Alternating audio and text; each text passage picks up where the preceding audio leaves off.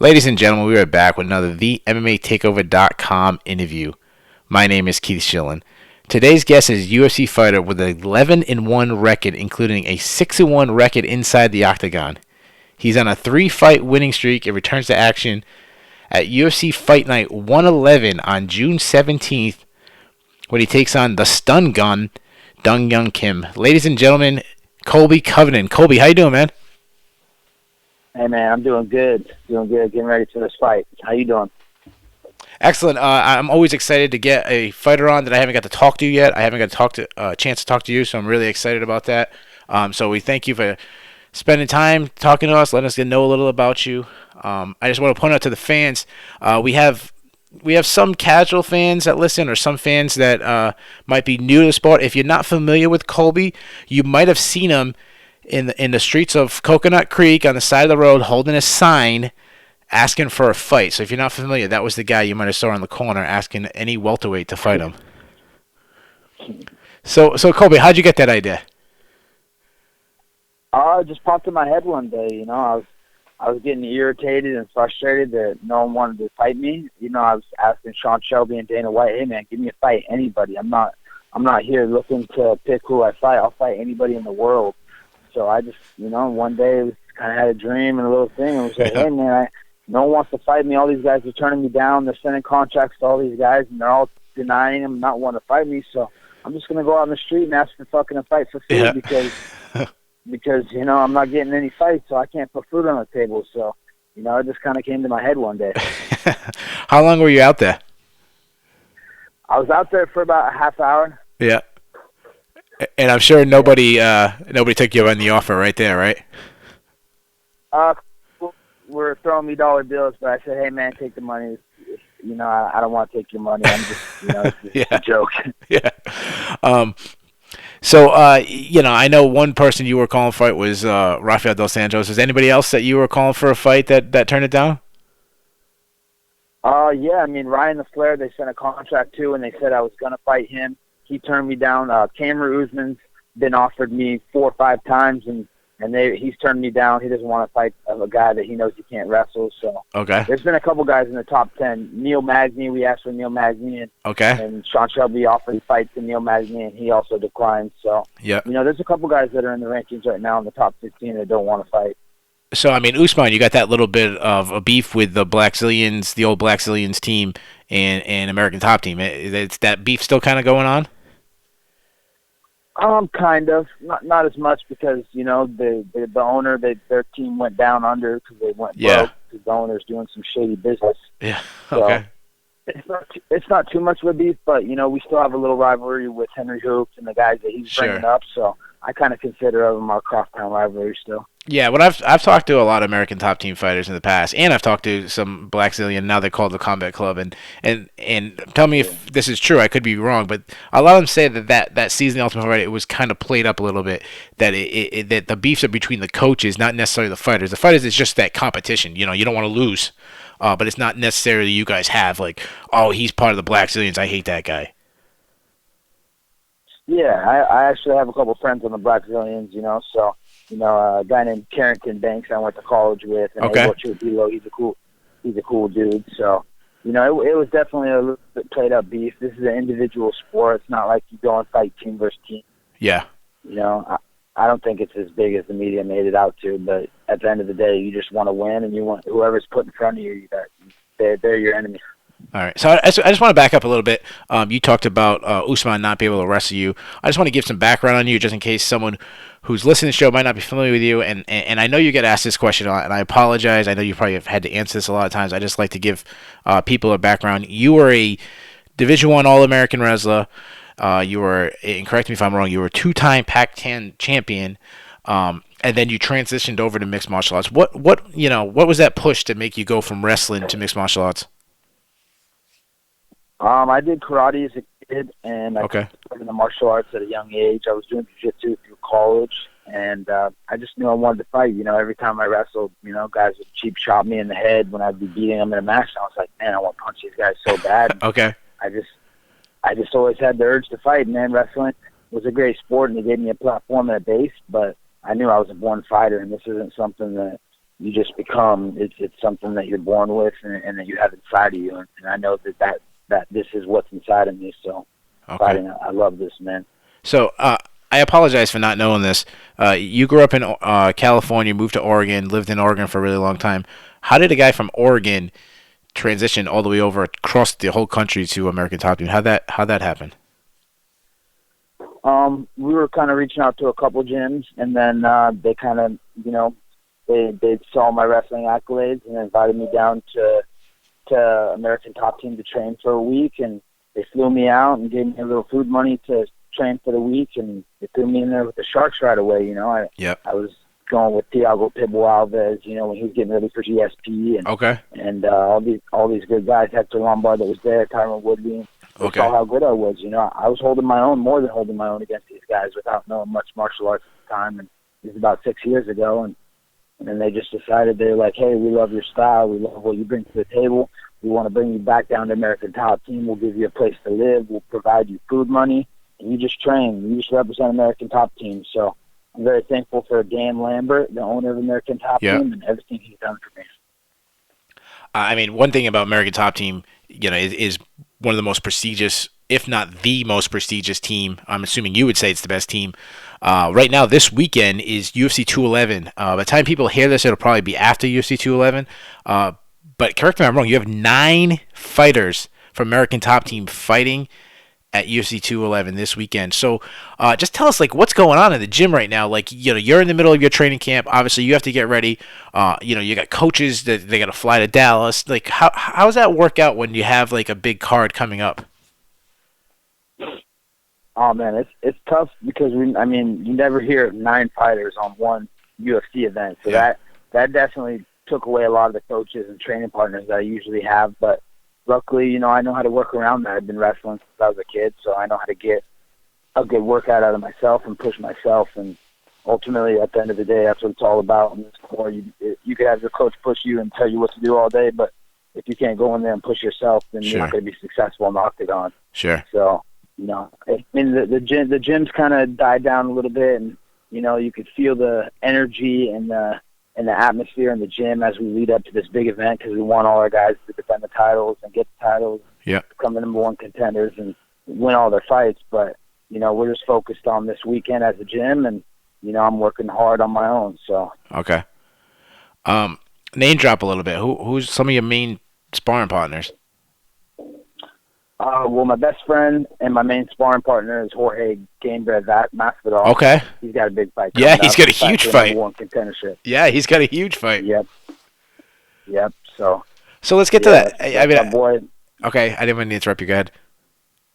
No, you're good. Dustin Poirier, he's another one of my very good friends. He's in a big fight. There, so. Yeah. Joanna Jacek, she's fighting for a title. Junior Dos Santos, she's a friend of mine. We guys going to war this weekend. So, you're in this room. You're with these killers. You're about 5 weeks or so out. If you don't mind me asking, the people love. They always say, "Hey, make sure you find out how much they weigh. What are they walking on?" Because to fans and to people like me, it's amazing how you guys can get down to weight and be healthy. So, if you don't mind me asking, what's your current weight? I weigh 185 pounds. Okay, is that a good range for you right now? Is that where you like to be at? Is that heavy? Is that light? No, it's more than average. That's the heaviest I ever get. Mostly 170 pounds. You're getting up to 200 pounds, and they got to cut 30 pounds, and they do it the last couple of weeks in crash diet. Yeah. Me, I'm eating as much as I can right now. I don't worry about what I eat right now. I'm eating everything and anything and everything. And, 15 pounds is pretty easy. That only takes about a couple of days. Okay. Just take the salt out of your diet and drink lots of water, and it just flushes right out of you. So it's pretty easy. Okay. Now, you say that you're a little lighter than a lot of welterweights. Has you ever thought about moving down to lightweight, or do you feel strong being that you don't have to cut as much? Yeah, I've thought about it, definitely, but I want to do something. Most people, they go up a weight class after they've done the lighter weight class. I'd rather have success at the upper weight class and then go down to the lighter weight class for big money fights or big super fights.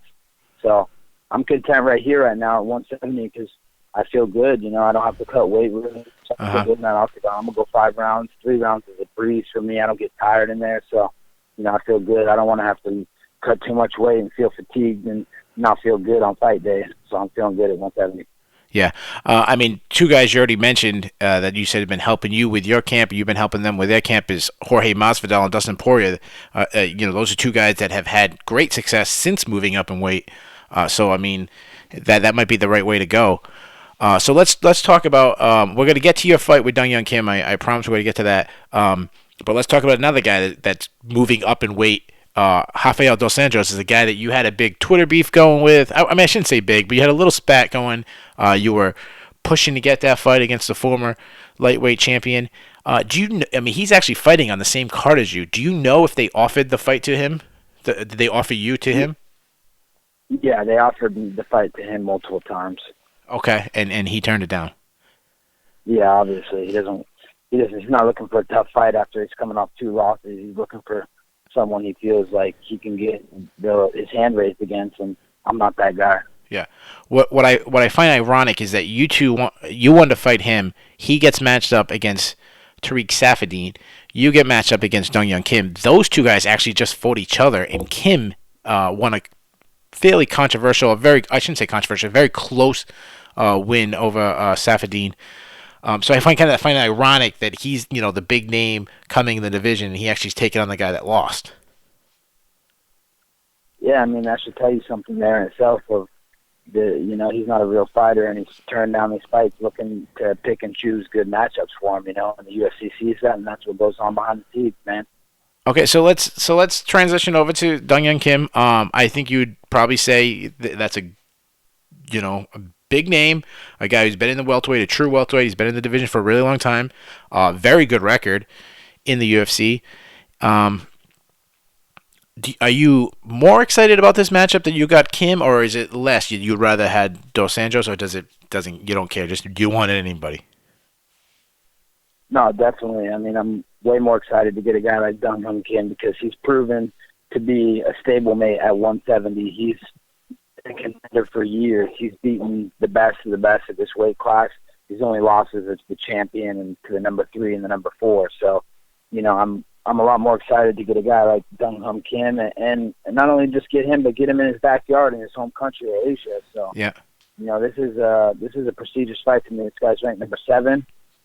I have like a number 16 ranking. I'm not even in the top 15, which is a joke. Okay. None of the guys want to fight me, but okay. But yeah, it's a prestigious fight. It's a bigger fight than Dos Anjos. He's never even fought at 170.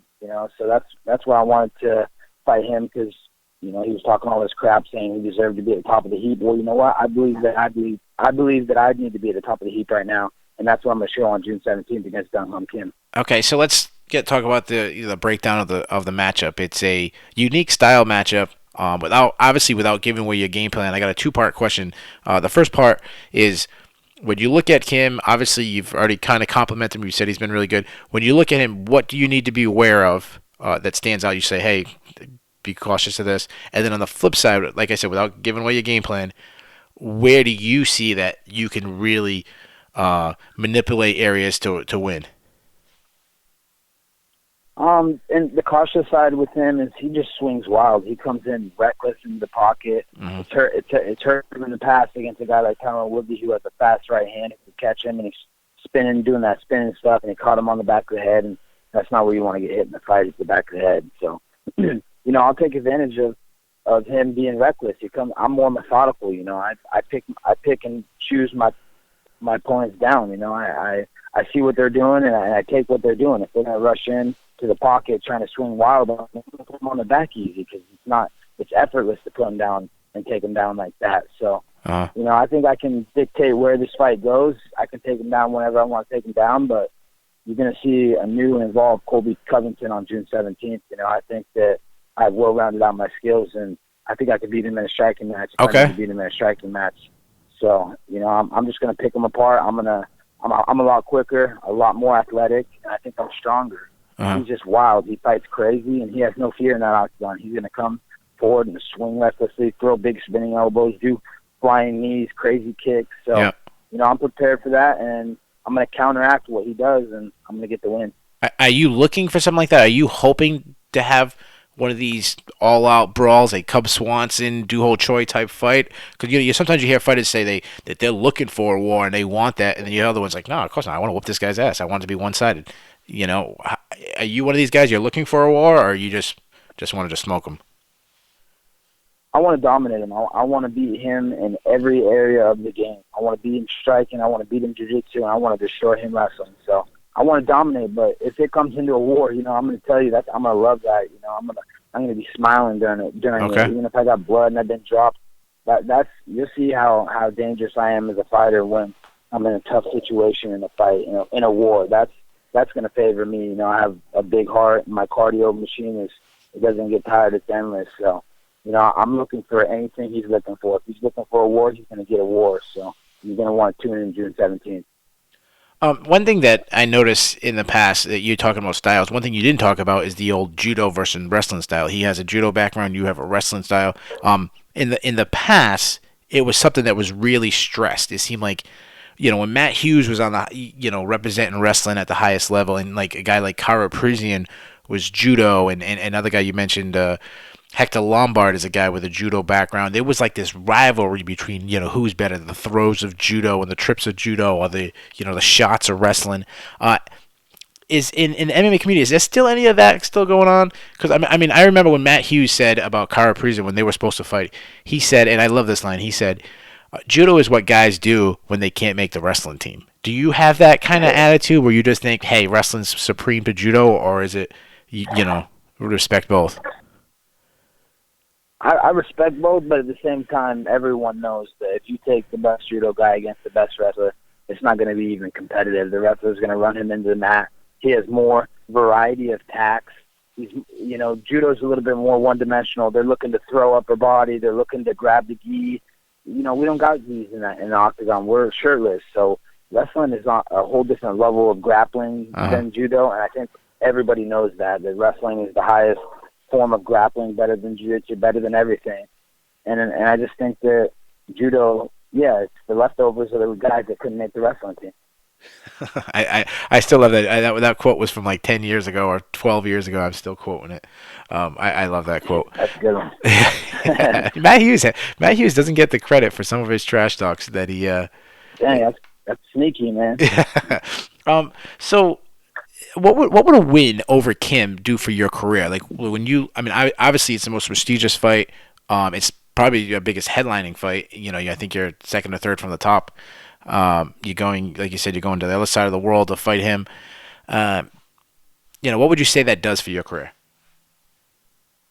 I think it gets me on the fast track to a title shot. I've been saying that I'm the best fighter in the world, and I really do feel that way right now. So. If I go beat him impressively, I think that's going to set me up for a big fight with maybe Wonderboy Thompson or maybe Robbie Lawler, and that's what I'm looking for. I'm looking for those guys, Robbie Lawler or Stephen Thompson. So I think it puts me on the fast track. I think I go beat him, and I beat him impressively in his backyard. I think the UFC is going to see my worth, and they're going to want to give me the big fight to get to a title shot. So this is the biggest fight of my career, and I'm looking forward to the challenge.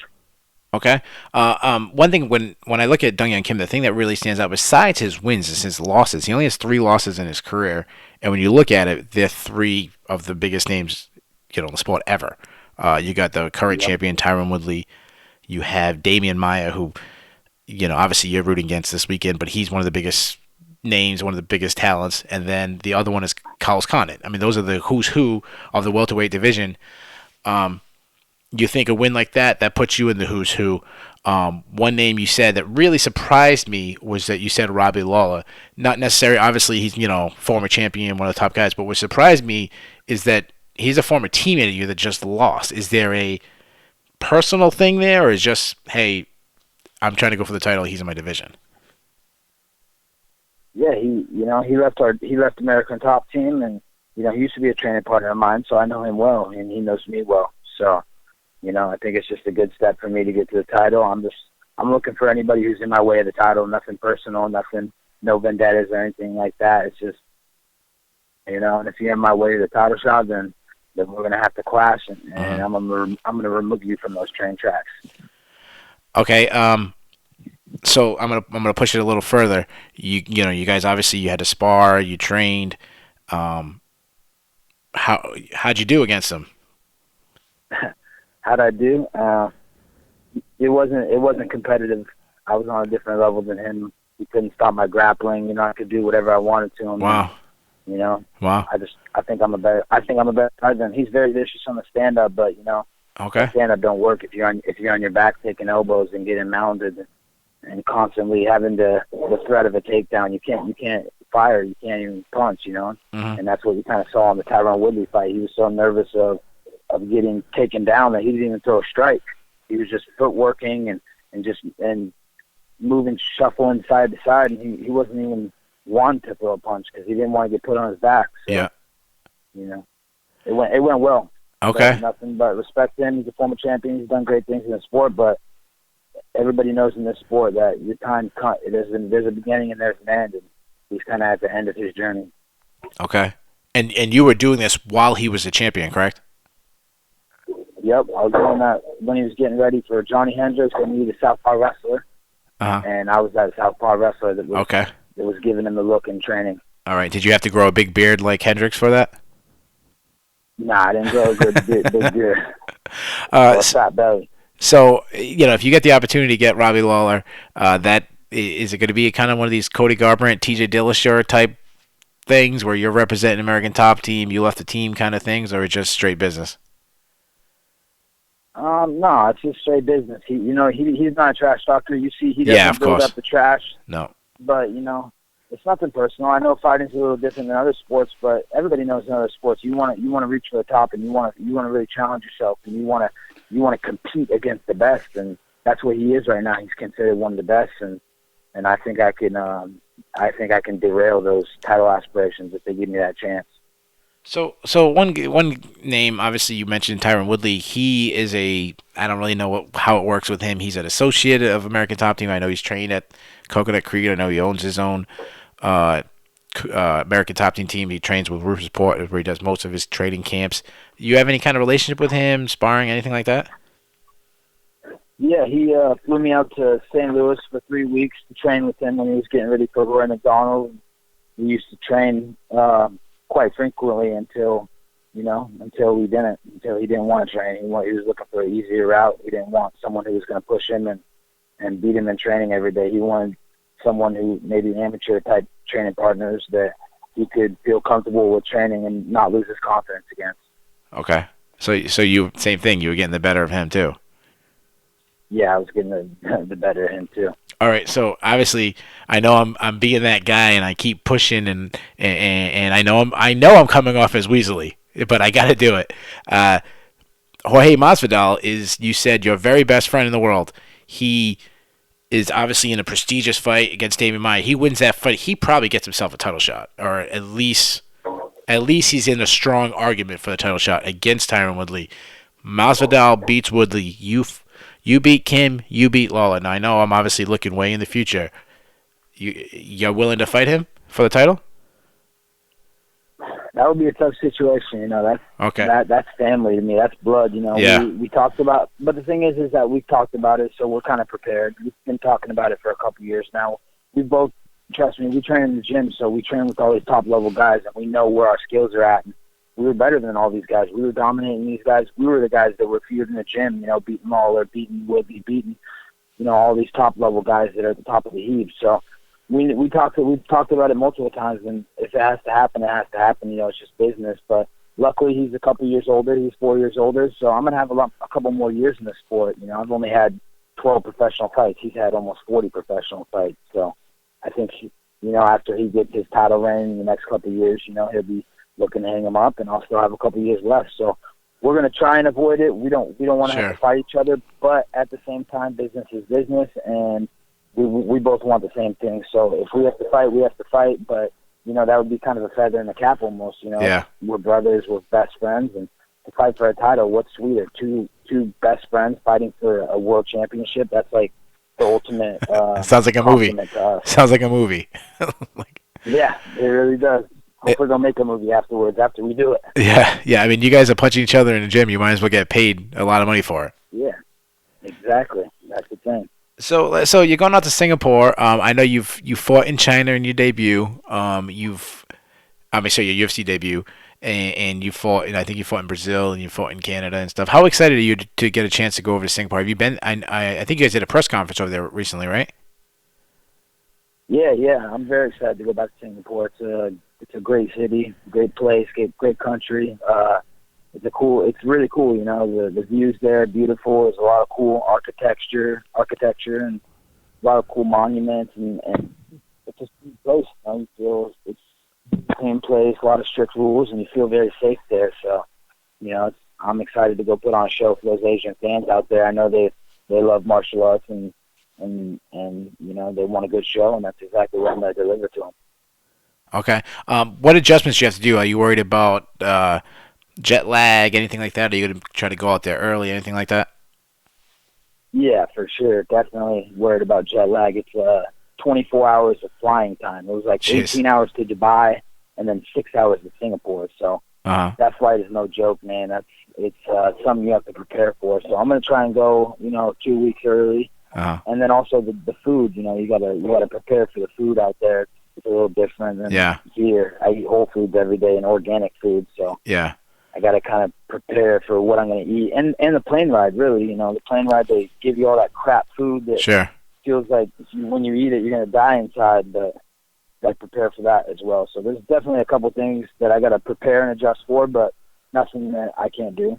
Yeah, and in other words, when you're doing a weight cut and they're giving you peanuts on the plane, and not peanuts not that bad, but what am I thinking of? Pretzels and stuff like that on the plane. Pretzels. Yeah, and cardboard chicken that is old, and oh man, that stuff makes you want to die inside. Yeah. So yeah, it's bad. Those meals they give you. Yeah. Are you gonna get any time to see any sites or anything like that, or do you think you're not gonna get a chance?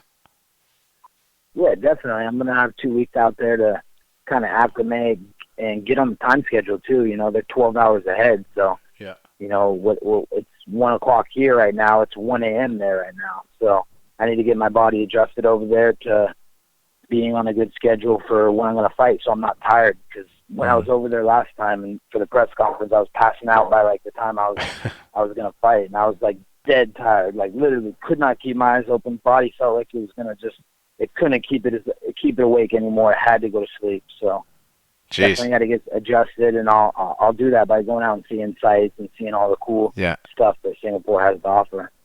So you're back home and you're not training. What do you like to do to spend your time? You're a book guy, TV shows, video games. What's your thing? I'm a poker guy. I like to go play Texas Hold'em. Okay. All right. I don't have a follow-up question. I would try, but I don't know enough about Texas Hold'em to give a proper follow-up question. Understandable. I don't want to be honest. I don't want to sound like an idiot. So one thing we always do before we get up, we got to hear predictions of what it take your card. We always like to hear the fighters predicting other fights. One fight that I'm sure you're interested in, Tariq Saffiedine and your close friend Rafael dos Anjos. What's your prediction for that fight? I think Rafael dos Anjos is gonna take him down and beat him up for 3 rounds, and it's gonna be a boring decision. Okay. And he's gonna win a decision. And now, are you interested in facing him after that, or you beat Kim and you're already past him? I'm definitely. I'll be past him. I'm not looking for him. He's in my rearview mirror. He's probably gonna look for me, but I'm gonna look for the biggest fight possible. But if they want to give me that fight, it's easy money. I'm not worried. Okay. If they want to just keep me active and they want to give me an easy bone, then I'll take that easy bone. The guy's old and he's past his prime and past his time. So if they want to give me it, I'll take that easy money. All right. Main event is a women fight. Holly Holm, former bantamweight champion. She's going against Betchkaya. Any prediction on that fight? I think Holly Holm's going to get it pretty easy. I think maybe like a knockout 3rd round or something, or just a dominant decision. She's just going to beat her up. Beth Correa is too slow, and Holly Holm's got good angles, and she's quick. She's in and out of the pocket, so I think she's going to beat up Correa in that one. Okay, and the last prediction, obviously, is your fight. I need the round. I need the method. How are you going to win? I'm going to finish him, man. Inside 2 rounds. I've been telling everybody inside 2 rounds. Don't be surprised if I finish him 1st round. I won't be surprised. Okay, knockout, submission? You just have to tune in. I can't tell you because then it gives away my game plan. Yeah. Well, I mean, yeah. But I'm going to finish Dong Hyun Kim. Okay, so all the gamblers out there, we have a lot of gamblers. Make sure you parlay Holly Holm, Rafael dos Anjos, and Colby Covington. You have a big payday. And also, if you need any Texas Hold'em advice, reach out to Colby. He can help you out with that. Real quick before I know you're very busy. I want to get you out of here. This weekend fights. You got your whole team. How do you watch the fights? Do you guys get together as a team? Do you order it at home, or how's that work? I'm probably just gonna order them at home, be in my relaxing home, sitting on the couch, and just enjoy some good fights. You know, I don't like being around people, especially when my friend George is fighting, because you know, not that I get nervous. I just, you know, I'm walking around. You know, it's definitely, there's an adrenaline rush going, and I don't like other people seeing me during that time. So, yeah, you know, I understand that. I'll just be by myself and just enjoying the fights. They're going to be good. And one last question. I just got a message from somebody. They said, hey, make sure you ask him about Jon Jones. You used to be roommates with Jon Jones. Are you still friends? You guys keep in touch at all? No, that guy's, no, we don't keep in touch, man. That guy's, you know, we're not good friends at all. We used to be really good friends, really close, but, I think everybody can see from his actions and what he's done, he's not a good person. I'm not here to bash anybody or make someone look bad, but you know, I think I don't need to explain myself. I think he's shown from his actions over and over again what type of person he is. Okay, I don't need to push that anymore. My very last question for Colby. We appreciate you taking the time and being with us. My very last question to you is: have you submitted to the takeover? This is Colby Chaos Covington, UFC Welterweight. And yes, I have submitted to the MMA Takeover.